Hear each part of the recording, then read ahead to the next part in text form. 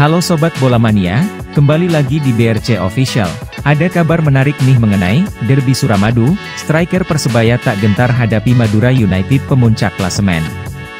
Persebaya Surabaya masih menjalani momen libur kompetisi BRI Liga 1 2023-2024 karena FIFA Matchday. Klub berjulukan Bajul Ijo itu mulai menjalani agenda latihan sejak Kamis, 7 September 2023, setelah libur 3 hari. Mereka mulai menyiapkan pertandingan pekan ke-12 dalam duel bertajuk Derby Suramadu. Persebaya dijadwalkan melawat ke markas Madura United di Stadion Gelora Bangkalan, Minggu, 17 September 2023.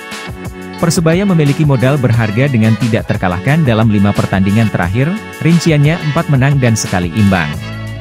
Namun, reputasi Madura United cukup jadi tantangan karena mereka kini menduduki puncak klasemen sementara. Striker Persebaya, Wildan Ramdhani, menyadari bahwa perjuangan timnya tidak akan berjalan mudah di markas Laskar Sapakerap. Tak gentar. Namun, dia menegaskan bahwa timnya tidak gentar menghadapi sang pemuncak klasemen. Kami sadar, bahwa ketika kami memiliki tren yang bagus, maka ujian yang akan kami hadapi akan lebih berat, salah satunya Madura United. Mereka sedang di puncak klasemen, tapi itu tidak menjadi halangan, kami akan fix untuk mengejar kemenangan, ucapnya. Madura United kini berhasil mengumpulkan 23 poin hasil dari 7 menang, 2 seri, dan 2 kalah. Mereka juga jadi tim paling produktif dengan telah mencetak 21 gol dalam 11 pertandingan. Sedangkan Persebaya kini berada di posisi ke-6 klasemen sementara dengan 18 angka, atau selisih 5 poin dari Madura United.